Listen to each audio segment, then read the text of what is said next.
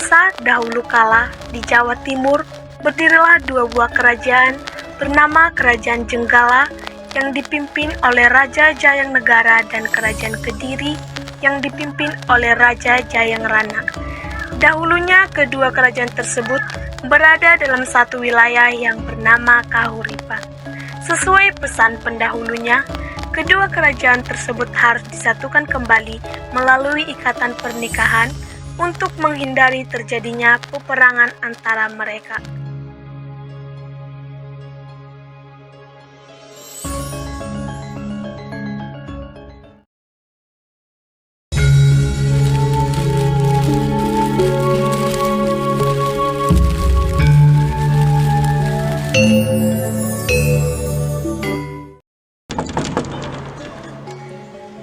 Putraku, sesuai dengan kata para pendahulu kita harus menyatukan kerajaan ini dengan kerajaan Kediri dengan cara melakukan ikatan pernikahan dengan Putri Jayanegara. Tetapi ayah, tidak adakah cara lain untuk menyatukannya tanpa harus ada pernikahan? Tidak ada cara lain, putraku. Ini merupakan cara yang dikatakan oleh para pendahulu kita yang mampu menyatukan kerajaan kita kembali. Ayah, aku setuju. Baiklah putraku, aku tunggu keluar dulu.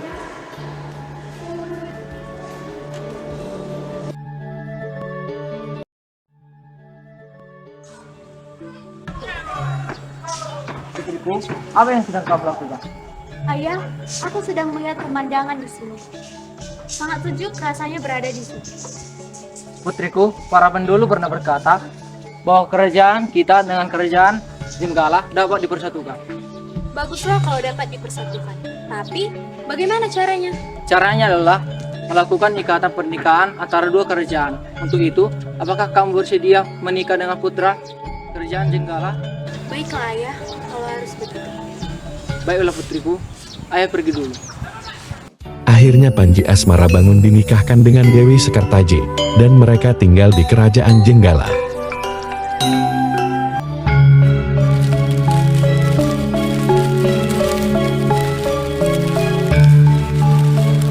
Hingga suatu ketika, Panji Asmarabangun pergi untuk berburu ke hutan. Putriku, aku pergi dulu sebentar untuk berburu ke hutan.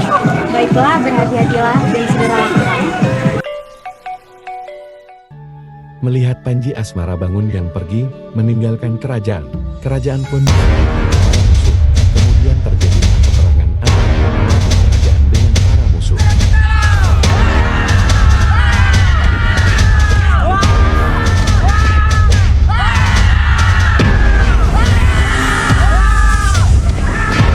Sementara itu, Panji Asmarabangun yang sedang berburu mendapatkan kabar dari salah satu prajurit istana bahwa kerajaan telah diserang oleh musuh. Baginda, segera ke sana. Kerajaan kita sedang diserang. Istriku, semoga kamu baik-baik saja. Sesampainya di Jenggala, dia melihat sebagian kerajaan telah porak-poranda. Dengan sisa pasukan yang masih bertahan, dia melawan sekuat tenaga dan berharap semoga sang istri dalam keadaan baik-baik saja. Di bawah komandonya akhirnya Pangeran Asmarabangun berhasil memukul mundur pasukan musuh.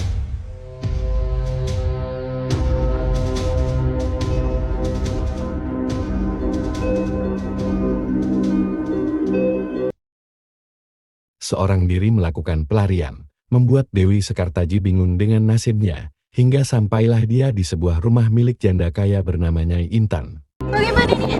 Sepertinya peperangan akan dimenangkan oleh musuh. Aku harus menyelamatkan diri.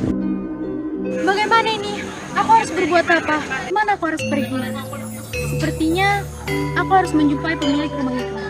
Dewi Sekartaji memohon untuk bisa tinggal di tempat itu demi keselamatannya, bahkan rela menjadi gadis kampung biasa dan mengabdi kepada Nyai Intan. Akhirnya dia menerima Dewi Sekartaji diterima sebagai anak angkat dan mengganti namanya menjadi Klenting.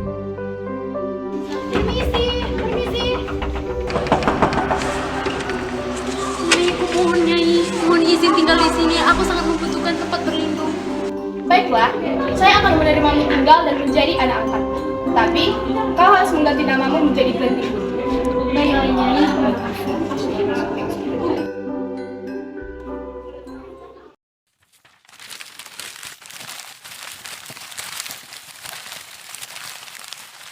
Selang beberapa waktu di kerajaan Jenggala telah kembali aman. Sang pangeran pergi mencari sang istri berbekalkan informasi dari pengawalnya. Saya menemukan seorang gadis. Benarkah? Apakah kamu yakin? Saya kurang yakin karena gadis yang mirip dengan istri itu mengejar kepada Raja yang kaya raya. Antara kita. Mendengar laporan itu, Panji Asmara Bangun memutuskan untuk menyamar menjadi seorang pangeran bernama Ende Ande Lumut yang sedang mencari jodoh. Keesokan harinya berangkatlah dia bersama pengawalnya menuju desa Dadapan yang berada di dekat Sungai Bengawan Solo.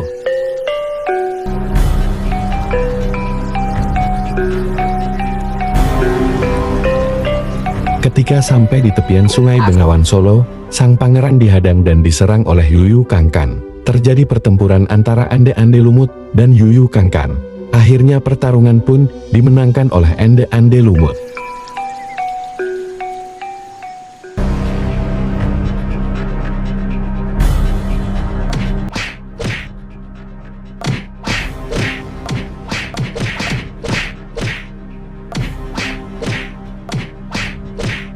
Ampun! Ganggu saya akan mengabdi kepada Anda. Setelah mengalahkan Yuyu Kangkan, Ande Ande Lumut memutuskan untuk tinggal di rumah seorang janda tua bernama Bok Rondu dan menjadi anak angkatnya.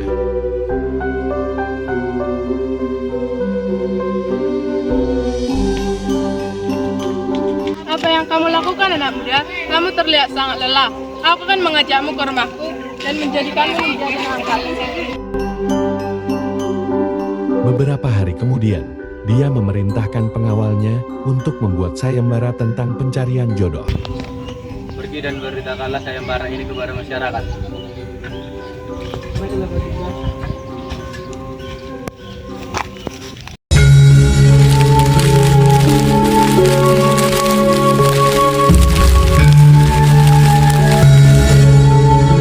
Dalam waktu yang singkat, berita sayembara itu tersebar luas hingga ke desa seberang tempat tinggal Kelenting Kuning.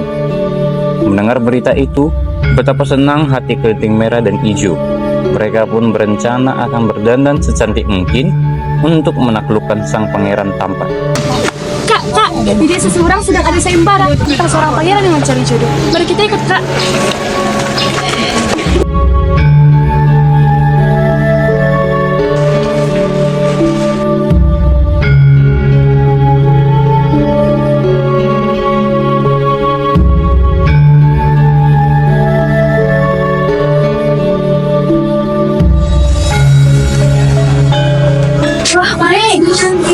Tentu saja yang cantik, kamu juga mau sayembara?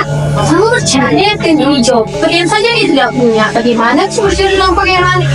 Sebaiknya kamu menjadi pangeran. Cari yang kota kami. Silakan diterima. Benar juga. Kelenting Kuning pun akhirnya pergi membawa pakaian kotor itu untuk mencucinya. Ketika sedang mencuci di sungai, tiba-tiba seekor burung bangau datang menghampirinya. Hai Tuan Putri, pergilah ke seberang dan baca buku ini. Kau akan menemukan suamimu. Iya. Burung bangau itu kemudian terbang dan menghilang dari pandangan mata. Mendengar bisa bertemu dengan suaminya, tanpa pikir panjang lagi, Kelenting Kuning kembali ke rumah untuk bersiap-siap ke desa Dadapan.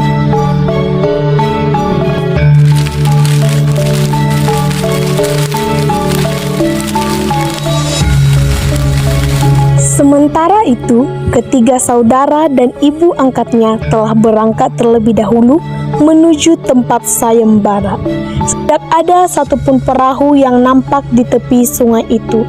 Tiba-tiba, seekor kepiting raksasa muncul dari dalam sungai.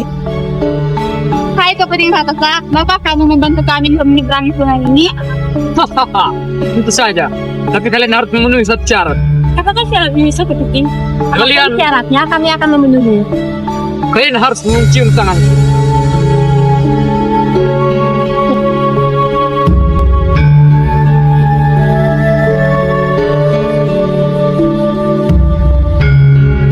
Sekarang kalian harus memenuhi syaratnya.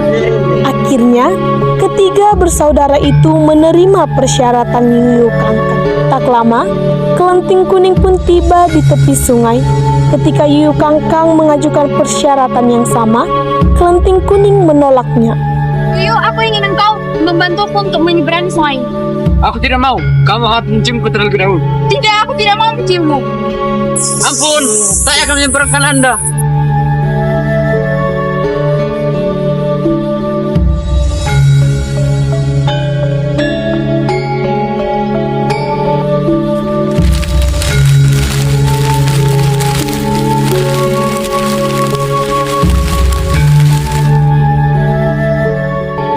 Setibanya di tempat sayembara, dia melihat ketiga saudaranya sedang menunjukkan kecantikannya di depan pangeran.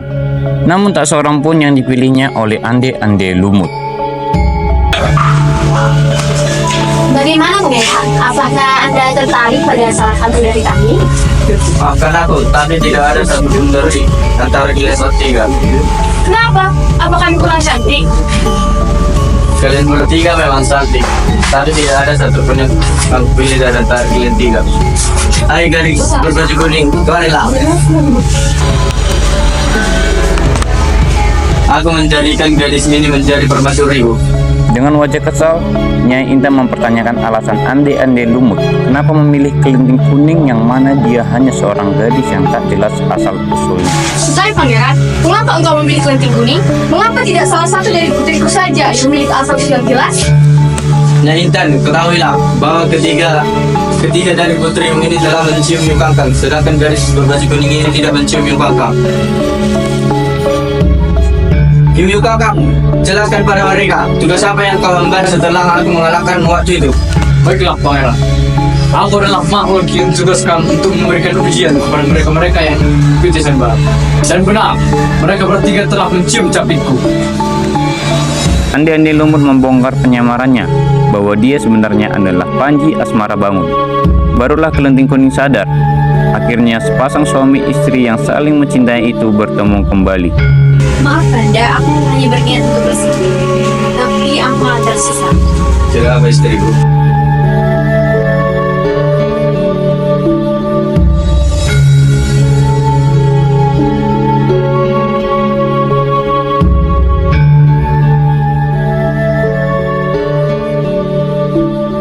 Sebagai ucapan terima kasih kepada Mbok Rondo, Panji Asmara Bangun membawanya untuk tinggal di istana.